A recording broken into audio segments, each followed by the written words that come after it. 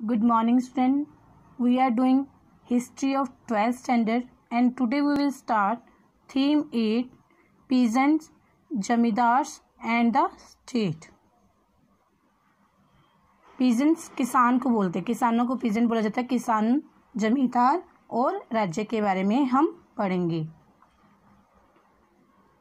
Agrarian society and Mughal empire 16th to 17th century. See this picture 8.1. A rural scene. एक ग्रामीण दृश्य है ये. Detail form is 17th century Mughal painting. 17th century की Mughal painting की एक डिटेल यहाँ पर दी हुई है. मतलब मुगलों के समय जो यहाँ ग्रामीण क्षेत्रों में ये जो खेती वगैरह होती थी उसका सारा डिटेल इस पिक्चर में दिया हुआ है.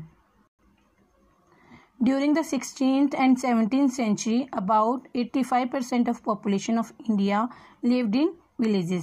कहते 16 और 17th century में जो हमारे इंडिया की जो 85% population थी वह गांवों में ही रहती थी.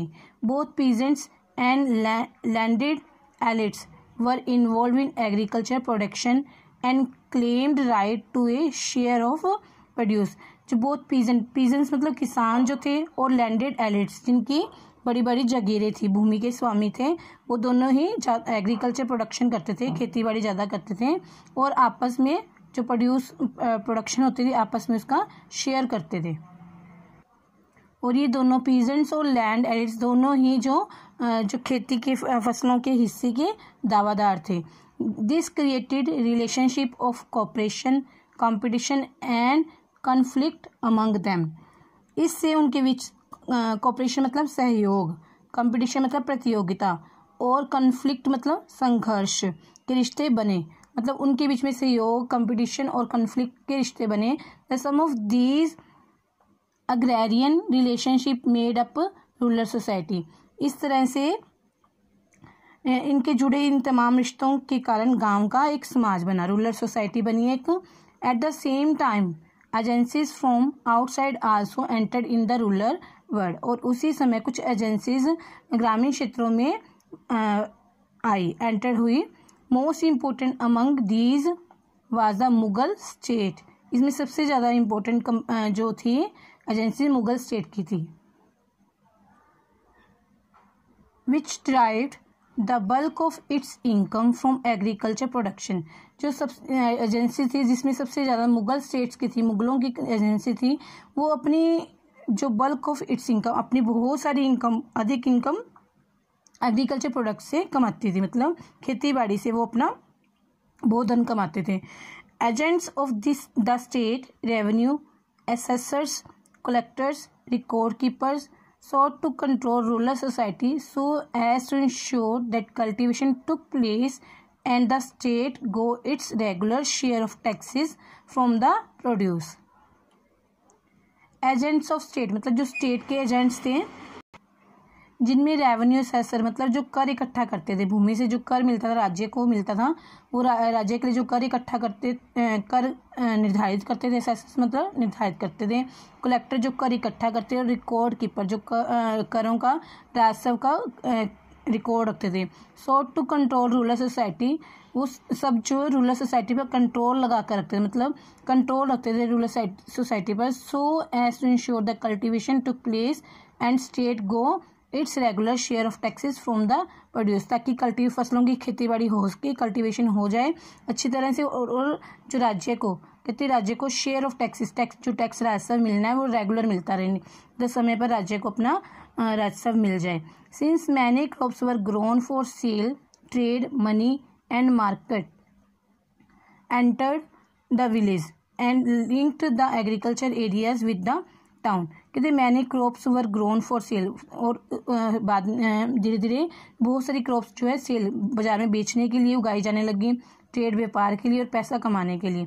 And market enter to the villages. इस तरह से क्या हुआ, बाजार भी गांवों में घुस गए. मतलब कि जब खेती बाड़ी कमाने के लिए की जाने लगी तो वो एक बाजार का रूप धारण कर लिया उसने. And link the agriculture areas with the town. और इससे खेती वाले इलाके शहर के साथ जुड़ गए.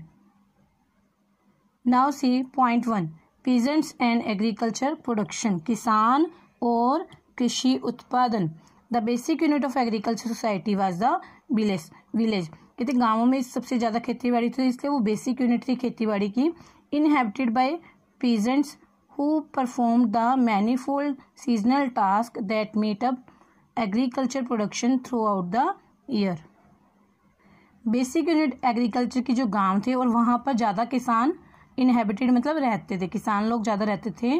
जो मैनीफोल्ड मतलब कई तरह के, मैनी सीजनल टास्क मतलब कई सीजन्स के अकॉर्डिंग कार्य करते थे, मौसम के अनुसार वो कार्य करते थे, ताकि made up of agriculture production through out the year, ताकि पूरा साल, थ्रू आउट मतलब पूरा साल के लिए खेती बाड़ी हो सके। टिलिंग द सॉइल, वो क्या क्या कार्य करते थे, सॉइल को टिलिंग करते थे। सोइंग सीड्स, फिर बीज बोते थे उसके अंदर। हार्वेस्टिंग द क्रॉप्स, फिर क्रॉप्स को काटते थे। व्हेन इट्स राइप, जब क्रॉप पक जाते थे उसको काट लेते थे। Further they contribute their labour to the production of agro based goods such as sugar and oil.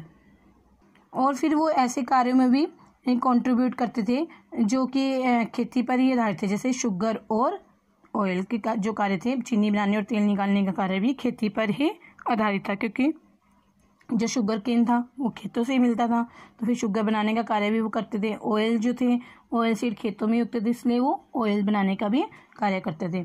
But rural India was not characterised by settled peasant production alone. इसमें कहा है कि जो रूरल इंडिया था वह ही केवल भारत की सेटल्ड पीजेंट प्रोडक्शन अलोन। कहते जो रूरल इंडिया जो खेती बाड़ी थी वह ही केवल भारत की खासियत नहीं थी, उसके अलावा और भी बहुत चीज़ें थी जो भारत की खासियत थी, जैसे कि several kind of area such as large tract of dry land and hilly region, जैसे कि बहुत बड़े बड़े ड्राई लैंड थे और हिली रीजन थे, जहाँ पे were not cultivated in same way as more fertile expanses of land. मतलब कुछ बड़े बड़े हिलीज एरिया से, ड्राई लैंड से, जो कि वहाँ जहाँ पर फसलें नहीं होती और वो फर्टाइल ज़्यादा नहीं होते थे। मतलब कि डेजर्ट एरिया जो थे वो भी भारत की खासियत थे। In addition forest are made up of a substantial proportion of territory, और जो टेरिटरी का बहुत ज़्यादा हिस्सा, बड़ा हिस्सा फॉरेस्ट भी था, जंगल भी थे। We need to keep this varied topography in mind when discussing agrarian society. जब हम अगेरियन सोसाइटी को हम डिस्कस करते हैं, जब हम खेती बाड़ी को डिस्कस करते हैं, तो हमें इन टोपोग्राफी, इन भौगोलिक स्थितियों की तरफ भी ध्यान देना पड़ेगा। मतलब कि भारत में सिर्फ खेती बाड़ी ही खासियत नहीं थी, तो बड़े बड़े डेजर्ट और बड़े बड़े फॉरेस्ट भी एक खासियत थी भारत की, तो हमें इन चीज़ों को भी ध्यान में रखना पड़ेगा। Okay student, it's enough for today. Have a nice day.